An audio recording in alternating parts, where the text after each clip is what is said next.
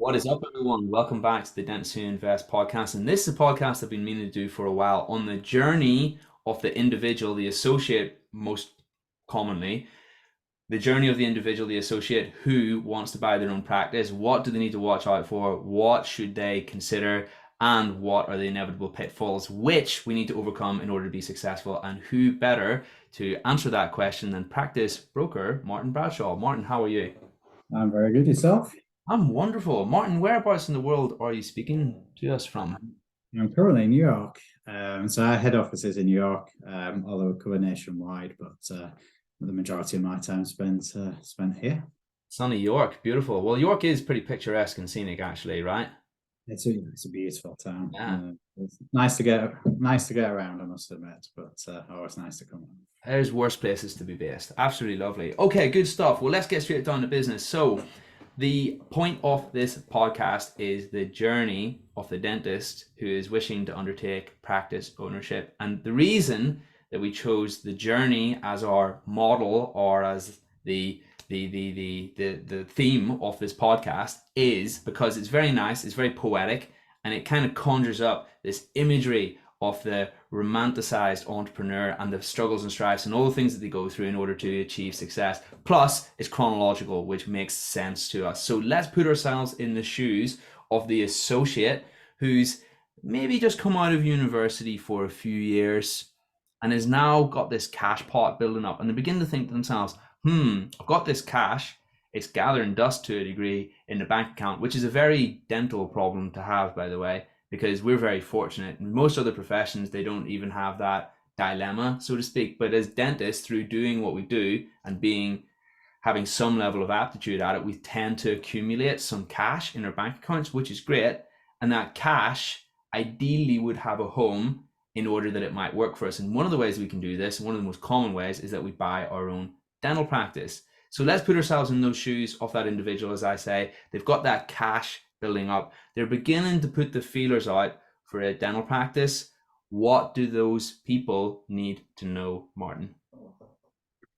I think it's funny because I think a lot of people actually fall accidentally into buying practices, and whether it be seen as the thing to do at the time that their friends are all doing the same. And I think it's really important to view it like any financial investment, that you need to be ready for it. You need to have a plan, and you just need to make sure that you're buying the right thing for you. So typically our purchases would be maybe 28 plus. So obviously a fair few years of experience, which is required in reality, and that's for the bank's purpose as well. So typically banks want to lend to somebody just out of VT. So they're going to want to see somebody who clinically is experienced, as well as some level of business experience, and as you say, to some degree also having the financial backup. And that doesn't necessarily mean that they've got 20,000-50,000 pound in cash. It's just showing some level of stability. So what really happens is associate considers, I want to buy a practice now. So what do they look for? Well, first of all, they need to really look at the type of practice that they want to purchase, i.e., do they want to buy a principal-led or an associate-led practice? And this is key really for what we talk to with buyers, and determining exactly what their future plans are. And it may be a hard question when you're talking to somebody who's 28, 30, who is thinking, I want to purchase a practice, then thinking about their life for the next 20, 30, 40 years. Because in reality, most people will buy a practice once, or certainly the people who don't purchase multiple practices will buy a practice and generally keep it until retirement. So it's a long investment. There's no doubt about it. So we like to have a discussion about exactly what somebody wants out of a practice. Do they want a practice that they can go and work in? And do they then want support of other dentists, i.e. 2-3 associates, or do they actually want something that's a bit more flexibility that might be an associate-led practice, i.e. it might have 4 associates, and that person purchasing can take over from one of those associates, but typically it doesn't need a principal in it. It's quite a difficult concept, I would say, to get your head around. And the way in which I try to explain it is a £200,000 turnover practice has 1 dentist. They have fixed overheads of 100,000, and they have their then profit of the remaining 100. Now, if you imagined me as a non-dentist then owning that practice, and I suddenly have to pay an associate £100,000 in addition to the £100,000 overheads, there's no profit in it. So for me, as an associate-led practice, it doesn't make sense. You then look at something like an £1 million turnover practice, maybe fixed overheads of 300,000. I've got associate fees, lab material of 500. Then there's a profit, regardless of whether I'm a dentist or not, of 200,000, and therefore we class that as associate-led. So it can be run by somebody who isn't working in the practice. Obviously, the dentist can go in and work in there and then reduce the associate costs and generate more profit. We give some more flexibility, and I think that's firstly key to determining the right type of practice that somebody wants to purchase. Awesome. So that would be one of the most common pitfalls. What are the other things that we should look out for on top of that? Maybe if there was like a top 3, because I feel that would be hugely beneficial for anybody who's teetering on the brink of making that decision. I think once they've determined the type of practice that they want to look for, and as I say, that to me is certainly key. The second thing is really looking at projections for that individual. So what somebody might have an idea as to how that practice would work for them might be totally different to a second person and a third person. So are they going into the practice and are going to replicate what the principal is doing?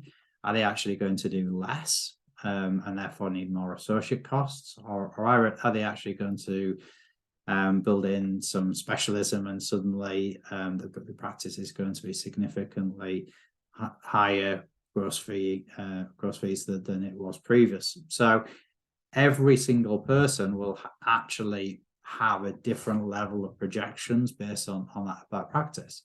So what we typically like to see is somebody really looking at those details, and it's also, I mean, it's something that we do with clients. So it's not saying to somebody, right, you need to worry about this. This is what we do. This is bread and butter for us. But it's making people realize that it's really important, and a practice that comes onto market just happens to be in the area that they're looking. Firstly, might not be typically right for them, because it might be somebody who is planning to have children in the next 12 months, and it's a fully principal led, and it doesn't work if they're not working in it. So is that right?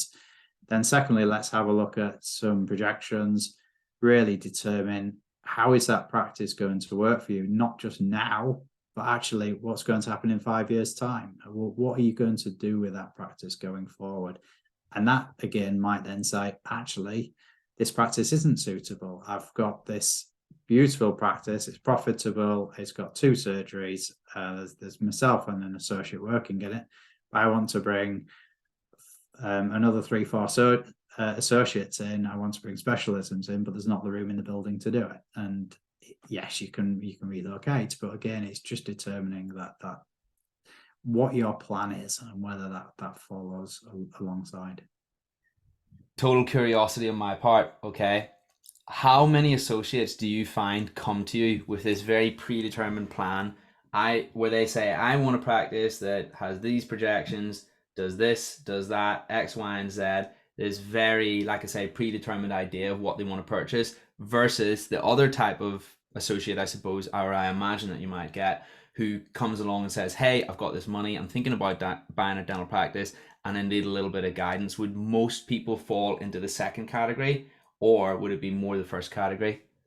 So it's interesting, and this is where I say people accidentally fall into it. I would typically say somebody looks at a practice, it maybe registers, they decide that practice ownership is for them.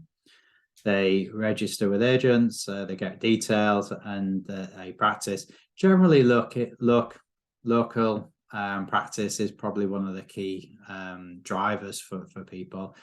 Will see a practice and say, okay, I found this practice, I want to buy it, but actually haven't had that consideration. And it's only generally when we start going through what they're doing and what they're going to be purchasing the practice for, which is part of what we do when we put together finance projections for the bank. So it's really putting a fairly simple mini business plan together for the banks, and it then transpires that actually sometimes the practice isn't suitable. And generally, I would say most people at that point have hopefully found that actually this practice isn't going to be right for them. So it's generally early doors. But what I would say is generally I'm seeing people have found the practice before they actually determine whether it's suitable for them. So a bit of going the wrong way about it, rather than determining, okay, I need to look at a practice. This is what I need from a practice. It's actually, I found this. Does this suit my needs? Or going down the line, and then we're actually asking the question: is it future proofing for you? Maybe it's making that decision more with our hearts than our heads, right? I think it's always been a hard market because the demand has been so high for dental practices, and certainly has. I mean, I've been in PFM since 2004, so 2006 really change of the NHS contracts, also allowance to set up limited companies really drove a significant increase in the market and corporate activity. And the limited company was the thing that brought in the corporates. So I think there has been a little element of I found something that is in my locality, I must purchase. So I think that is a factor for some people. But I mean, invariably, most practices can develop. So actually has the ability to do what people want it to do. It's just making sure that if it's a 3-year, 5-year project, that you can get there, or whether it's something. I mean, I've had people that, for example, have a practice, they already own a practice, and then they say, okay, I found a practice down the road, I want to purchase it, and it's a principal-led practice, and it's being valued on that basis. So therefore, financially, that's how it needs to work to generate levels of profit. And then you say, well, if you're working in the new practice, who's going to take over the other one? Because invariably, assuming you're generating 200,000 gross fees as the easy maths for, you're going to lose 100,000 in profit from your first one or your second one, because you can't be in two places at once. And sometimes we do have people that are looking at second practices and actually they're their own practices, they're principal led rather than associate led. There we go. Question: NHS versus private.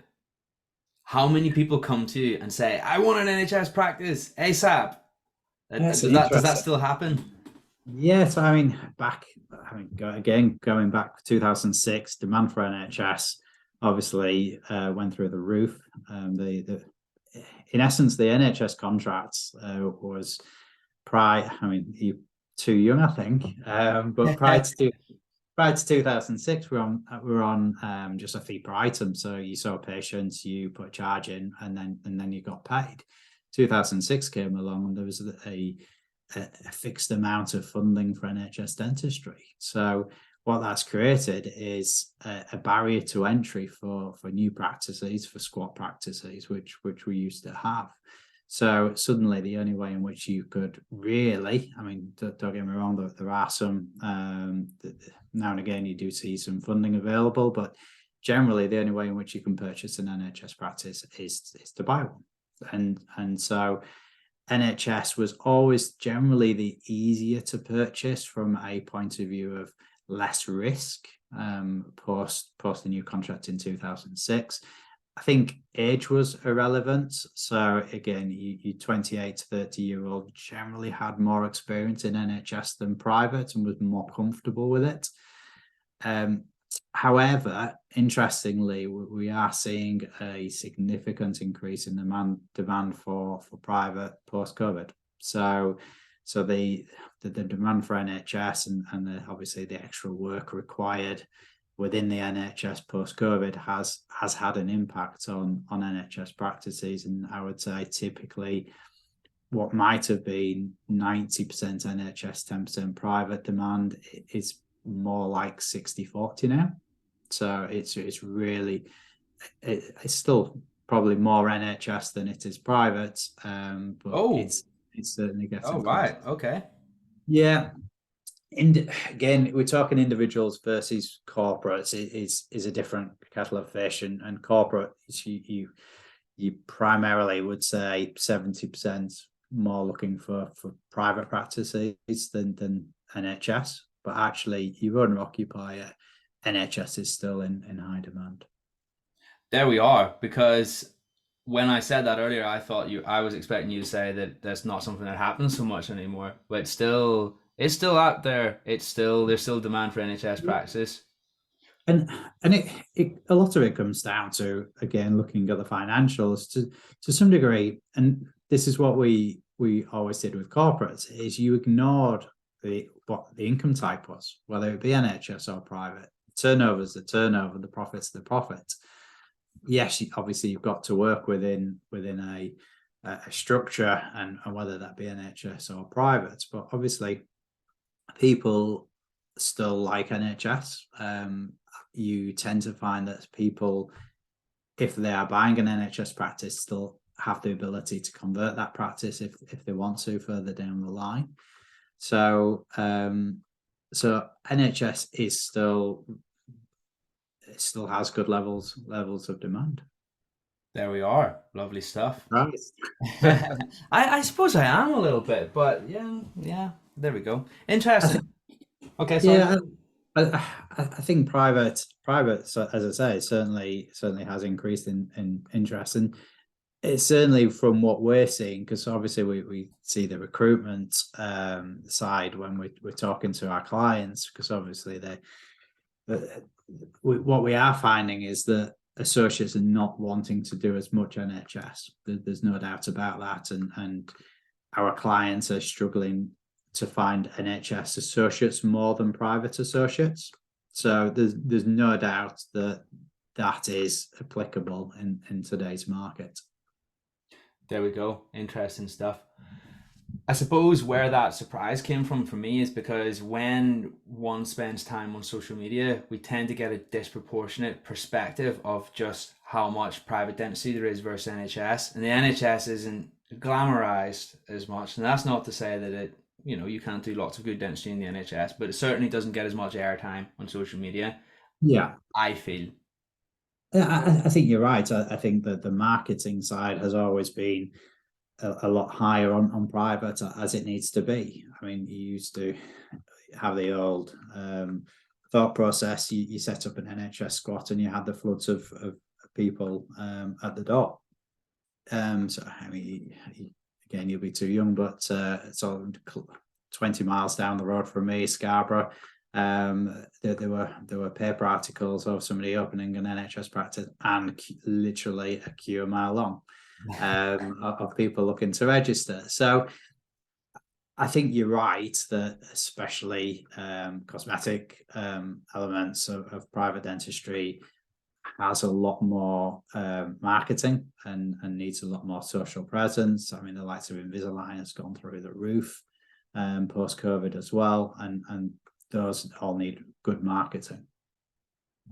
Lovely stuff. Interesting. So Anything else that you'd like to say to that associate who's just about to take that leap before we move on to the next step of the journey? Anything else of relevance? I think one of the big things that I remember when I started at PFM was we used to look at making something cost neutral, and I think this is key, because I think, again, that there is some level of romance about purchasing a practice and suddenly believing that there's going to be an instant increase in profitability. And the way we always used to look at it was, if you're an associate earning, let's say, 80 to 90,000 pound, and you could purchase a practice, you could finance it and cover the tax. If you were still pulling the 80 to 90,000 pound as a practice owner, actually it was cost neutral to you, yet you're building an asset. You're purchasing an asset. You've, over the 15 years of your loan repayments, you're actually repaying that loan. And the way I see it is that it's like an ISA, it's like a pension. It's another way to invest your money. Yes, it might not be reaping you an extra £100,000 a year, and to be fair, some practices do.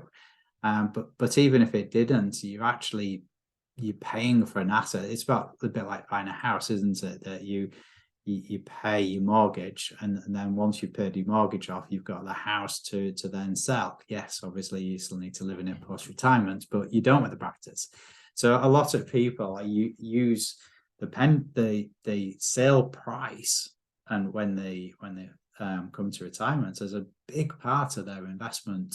And I think that is something that people really need to consider, and it's not always the glamour of the significance boost in profitability. And that can come over time. That can come over 5 years when you're building the practice. So I had an accountant on very recently, and I believe he also brokers practices as well. And he was saying that he's only ever known of one instance where someone's purchased a practice and they've sold it on for less than they bought it for. Okay. Now that's not to say that it always works out like that. So I just want everyone to hold their horses after hearing that. But of course, there's certainly a theme there, and a very strong theme. And what you're saying is, you borrow, let's pull these numbers out of the air. You borrow $1 million. Here's the interesting thing about inflation and how assets appreciate, right? You borrow $1 million, right? And yeah, you've got your interest on top of that. I get, right? But if the interest rate's extremely low, higher than inflation, right, then actually there is a degree of profitability in there, because the difference between the inflation rate and the level of interest actually is an extra margin of profit for you, because that currency which you owe is getting devalued, while generally most practices tend to appreciate. So you have this tailwind effect in essence. With me? And in reality, even if it stood still, you've actually got an asset that you've cleared the loan. £1 million, let's say, as you say, you purchase for £1 million with a loan, maybe some elements of cash, but actually you've still got that asset to sell. So that £1 million, even if it stood still, would then generate the £1 million of which you wouldn't if you were remaining as an associate. But generally, yeah, I agree that in my nearly coming up to 20 years, I don't think I've seen. I would have to analyze it, but I can't think of many instances where value would have gone down. There you go. Top stuff. Let's progress the journey as promised. Let's put ourselves now in the shoes of the individual who's just bought a practice. So they've just come through that process. In fact, there was one other thing I wanted to ask. Let's just roll back from that for 2 seconds. Loan to value ratios, super important, right? Yeah. So let's say, so when in the housing market, let's say you want your buy to let, you have to have 25% of the value of the house as a deposit, right?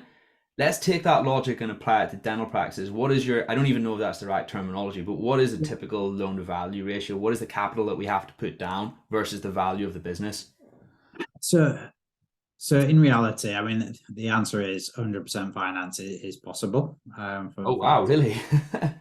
However, typically 5 to 10% deposit is ideal. Now, there are some banks that require 20% deposit, which opens you up to more options. Unlike residential mortgages, there isn't a rate for your 100% and then your 95% loan to values, then your 90 and then your 80%, where residential you generally see that the more deposit you're putting down, the less loan to value, i.e. the less borrowing as a percentage gets you a better interest rate. It doesn't work like that with practice purchase. No, it's very much on the deal. So typically you're probably talking in the region of 2 to 3% plus base for a reasonable size practice, and it doesn't often change. It doesn't change at all, to be fair. If you've got 0 deposit, 5% deposit, or 20% deposit, yes, you'll have a different option of banks and therefore numerous different options. But in reality, we went to one bank and said, this client's got 5% deposit, or this client's got 15% deposit, the rate's possibly going to be the same. So it's useful to know that, because I think a lot of people do similarize it with residential mortgages and I think, okay, I need to have this deposit so that I can get the better interest rate, which isn't true. What I would say with deposits, however, is that when we look at the borrowing, it's based on affordability. And the way in which affordability works, again, very different from residential mortgages, where we might be talking a 4 multiple on your earnings, and nice and easy. Your earnings are 150,000, you can borrow 4 times multiple, so you can buy a £600,000 house. The way in which dental practice purchase works, or any commercial loan, to be fair, is that they look at the affordability of the loan. So how that works is that they will look at the projected profit. So this is, again, why you need to understand the personalized position of that practice for you as an owner, what your personal profit is going to be, less the finance costs, less the tax, and less your personal requirements. So if you have a drawing requirement of £5,000 a month and there's nothing you can do about it, it's car repayments and loan repayments, then that has to be built in. And then there has to be a surplus. And that surplus generally has to be around about 30% of the loan amount. So it sounds complicated. So if we put maths to it, probably the easiest thing, £150,000 profit. I'm going to make the tax up. So let's assume it's a limited company, corporation tax of 20%, just for the ease of maths. So that brings it down to 120. Let's assume the finance costs were 40. That brings it down to 80. If you had £40,000 of drawing requirements, that leaves you with a surplus of 40. I can't remember, what did I say the loan payments were going to be? I think I said about 40,000. So that would fit, because the £40,000 surplus is at least a third of the £40,000 loan repayments. If there was a surplus of only 10,000, then actually the banks would say there's not much affordability there, because it's not hitting a percentage of the actual loan repayments, because they need flexibility. That they need to make sure that anybody can repay the loan subject to something happening. They will also calculate it on a higher level of interest rate. So the clients are double protected to some degree. That the banks will look at higher level of interest rate, and they will also look at, there has to be a surplus of cash. Probably why that's, sorry.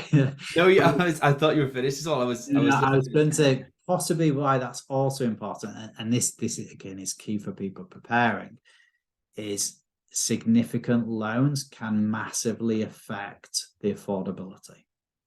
So people really need to consider, if they are purchasing a practice in the next couple of years, really looking at the overheads. And if somebody in that example I gave, if somebody said, oh, actually I need £6,000 to cover my overheads, actually that calculation probably wouldn't have worked.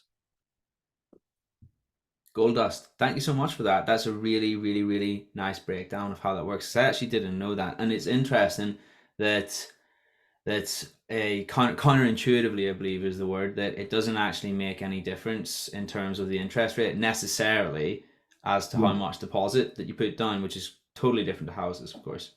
One thing I forgot to mention actually while you were asking about loan to values. So when we look at somebody's position, if let's assume we said a 10% deposit's ideal, equity is as good as cash. So if, for example, you had a £500,000 house with a £200,000 mortgage, you and I would, well, or your audience would probably go, okay, I've got 300,000 equity. Fortunately, it doesn't quite work like that. The banks often will write down that property value by 30%, so knock 150 off, given a value of 350 as a written down value, less the £200,000 mortgage. So there's £150,000 deemed equity. Obviously, there's more equity in it than that, but that is as good as cash. So we can actually, if the client wishes to give a second charge on the property, that's as good as giving the bank £150,000 in cash.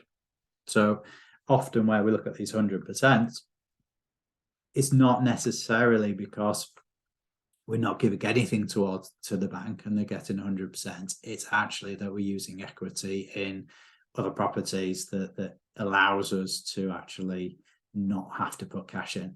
But great from a client's point of view, because they might want to use that cash that they've got to pay the legal fees, obviously potentially stamp duty if they're purchasing the property, but also renovations on the practice. They might want to put new systems in place that's going to cost them. With the obvious issue, potential issue being that your house is now your collateral, of course, just to spell that out. Yeah, absolutely. I mean, a second charge, obviously, people, I mean, it's like a residential mortgage. The charge over a property is de-risking the lender's position, and that'd be your first charge with your residential and the second charge with potentially with a commercial loan. Cool. Now let's progress on to that individual who's just bought the practice. They've just set up, it's their first Monday in the job. They've taken the reins are now firmly in their hands. They've taken over. What are the things that they need to know or be aware of so that they can be successful? I think take it easy is probably what I would maybe give an idea. I've come across where we've sold practices in the past. I do remember one purchaser literally closed the practice down for a week, ripped everything out, put new chairs in, reception in, and don't get me wrong, it looked stunning. It did not go down well with patients and staff. I mean, this person had literally come in on Monday morning and did everything. So I think take it easy. I don't think there's any requirements to do everything straight up front. Bed yourself in. Make sure that everybody knows your plans, especially staff. I mean, staff want to be comforted on the fact that everything will stay the same. People like stability, but progression. And I think anybody wanting to go in and purchase a practice should see how things are going, because actually what an outside person might think is something wrong with the practice, they might actually get in there and think, actually, I can see now why it's done that way. But even if it's not, it's just taking the time. It's creating a plan and making sure that you do actually do things after 12 months, after 18 months, rather than jumping in and think you've got to change things from day one. Words of wisdom right there. That's awesome. Anything else you'd like to say to that avatar of that individual who's just bought the practice, or is that the main thing? I think getting the correct advice is really important. I mean, interestingly, probably going on from and contradicting what I've just said, I think there is some level of somebody getting into a practice and then realizing 5 years, 10 years down the line, they've actually not done anything with the practice, and all those plans that they had have just got forgotten about because they're so involved in the day-to-day transaction of dentistry. And so having a plan is very good, and I think trying to stick to it. So again, I'm sort of not contradicting myself, because I think it's important to take the time to do it, and to make sure that it's done at the right times, but not forgetting about it. So although we're not going in day one and actually changing everything, making sure that that plan is known to your accountant, is known to somebody who you're going to be speaking to, that's going to help hold you accountable to some degree. So probably that comes on to making sure that you have good advice going forward, and making sure that people that are acting for you act in a way that or provide that assistance for the specialism that you have. And I mean, to be fair, you probably know that part of PFM has we look after 1,400 clients on our dental accountancy side, and now and people like the specialism. People like having somebody who understands UDA's clawback, how clawback should be implemented into a set of accounts, understanding regulations and associate pay. It's really having the right people acting for you going forward, and you're at your start of your journey. The journey doesn't start the day you buy the practice. It's actually it's the start of the journey for your next 30, 40 years. Love that. Again, some words of wisdom. Martin, there's been tons of those on this podcast today. Certainly some real gems in there. Thank you so much for your time. If anybody wants to reach out to you off the back of what you said today, where are they best to find you? Probably our website, pfmdental.co.uk, or our telephone number 01904 670 820. Website has all the information about us. Wonderful stuff. Thank you so much, Martin. We shall chat again super soon. Yeah, lovely speaking with you.